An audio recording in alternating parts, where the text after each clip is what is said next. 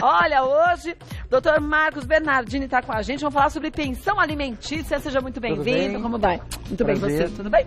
Olha, hoje, tirando suas dúvidas sobre pensão alimentícia, que é um assunto sério. E a lei mudou bastante de uns anos para cá também nesse sentido, né? Verdade. Tivemos uma evolução bem grande. Vamos para as perguntas, gente, que chegaram? Vamos ver a primeira de quem é?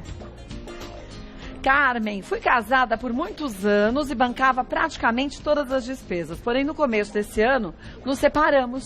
Como era eu quem pagava a maior parte das compras, posso pedir pensão dos meus filhos? Qual o valor que posso pedir? As mulheres confundem, às vezes, da pensão ser dela ou do filho. Então, assim, é do filho, não é? Então, não é porque antes ela bancava, não é, a casa e tudo mais, que os filhos não têm direito da pensão. Então, o dinheiro que ela utilizava para custear a casa é agora o pai, como ela ficou com a guarda, parece, sim, não é? Sim, então, o pai tem que ajudar nesse custeio.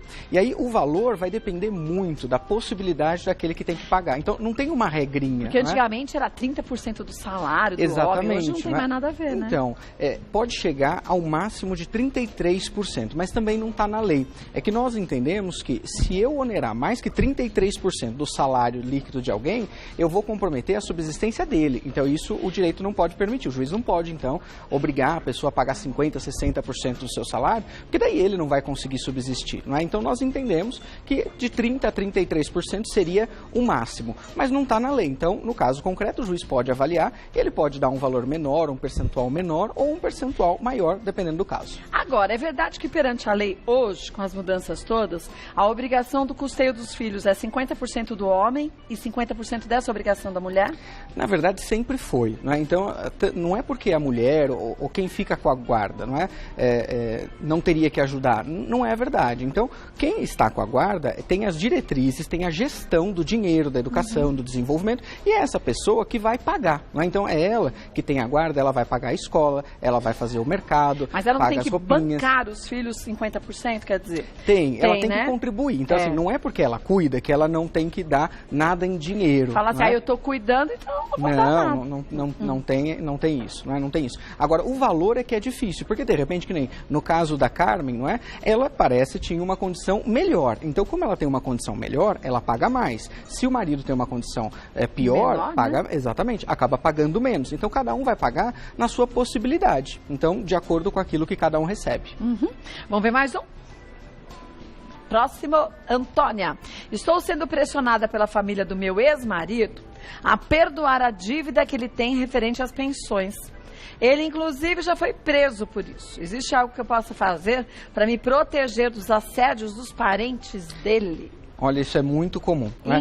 Infelizmente, na prática, tem isso, né? E pelo menos ele já foi preso e parece que não pagou. Mas, às vezes, na prática, prende, não é, o pai, devedor, na hora vem a mãe, porque a família inteira vai em cima dela, pelo amor de Deus, solta. E aí a pessoa não tem dinheiro para pagar, ou não quer pagar, ou seja lá o que for. E, às vezes, acaba fazendo ali uma declaração de quitação, limpando toda a dívida para a pessoa, em prejuízo das crianças, em prejuízo melhor. Então, assim, tá errado. Exatamente. É pros filhos. Então, tá errado, né? Então, o que ela deveria fazer é exatamente não permitir que isso acontecesse, não se deixar levar por esse tipo de assédio. Mas tem alguma coisa que ela possa fazer para se proteger? Tipo, pedir pro juiz, expor o caso ao juiz e ele... Depende muito do tipo de assédio. O que na prática a gente vê, e é bastante comum, é aquela conversa, né? Ai, coitado dele, tadinho, não é? Libera.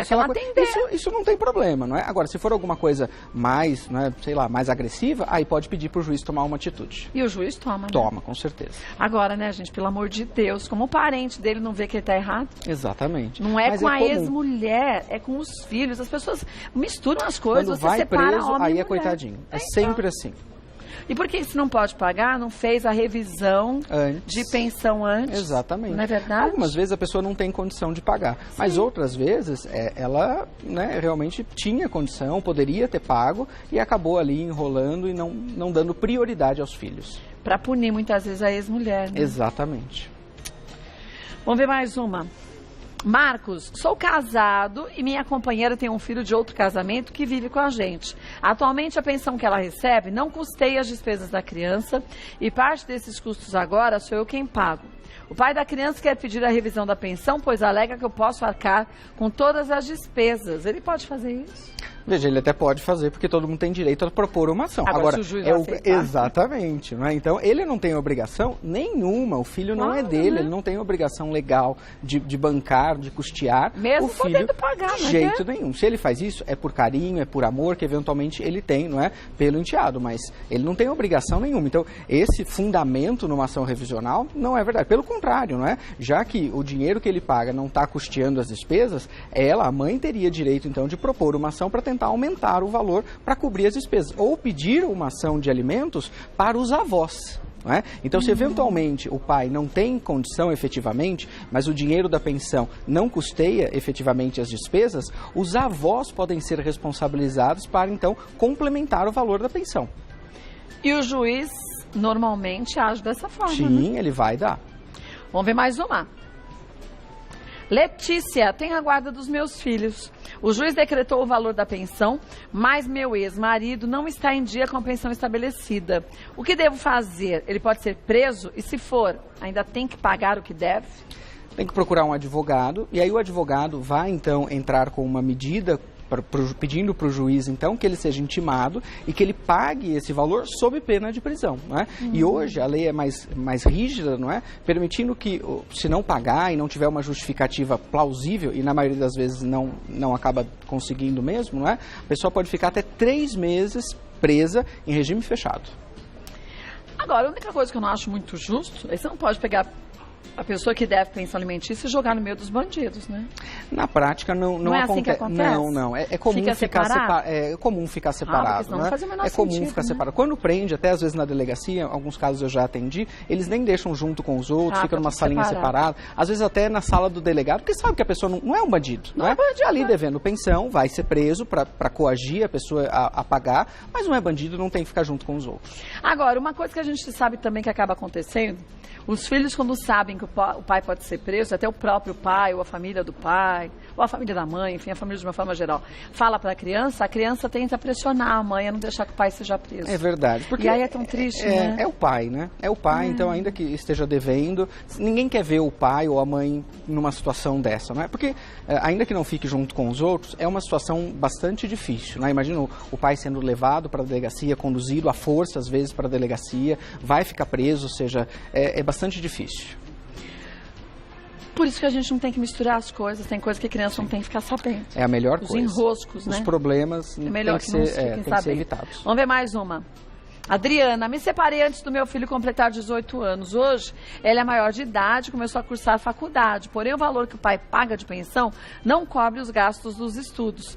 Como meu filho é maior de idade, quem deve pedir a revisão? Eu ou ele? Ele, né? A partir dos 18 anos de idade, então, o filho, não é, aquele que recebe a pensão, ele tem a legitimidade, ou seja, só ele é que pode propor a ação para aumentar, para diminuir, ou seja, qualquer tipo de ação, é ele que agora, então, tem toda a legitimidade. Ela não pode mais. E é muito comum na prática, às vezes, o filho tem direito, o pai às vezes pode pagar, mas ele não propõe uma ação contra o pai, porque tem aquela questão, eu vou processar meu pai, eu vou deixar para lá, e às vezes a mãe é que quer, porque sabe que o pai tem uma melhor condição de custear alguma outra despesa. E pela lei, o pai tem que ajudar até qual idade?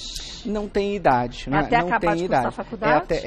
O que nós temos nas decisões é até a primeira faculdade. Não é? Até a primeira faculdade. Então a pessoa passa a vida fazendo faculdade. Fazendo faculdade, não estudando, não faz nada, né? Então é até o término da primeira faculdade. É isso que as decisões dizem. Vamos ver mais uma. Vanessa, quando existe a guarda compartilhada, o valor da pensão pode ser dividido? Na verdade, as pessoas confundem muito guarda compartilhada com guarda alternada, não é? Qual a diferença? A guarda compartilhada, a criança, ela fica com um dos pais, não é? Então, mora comigo. E aí, as decisões, em razão da criança, é que são tomadas em conjunto. Não é que fica uma semana comigo e uma com você? Não, isso é guarda alternada. E a guarda alternada, ela é considerada ruim para a criança. Sim, porque a criança não tem uma rotina, né? Ela não fixa, não é? Ela não se fixa, ela não cria raízes, então não vai ter os amiguinhos, a escola às vezes é difícil, o quarto, ou seja, tudo é ruim para a criança quando é estabelecida a guarda alternada. Então, às vezes, até os pais querem a guarda alternada, falam assim, não, vai ficar um tempo comigo, outro com a mãe.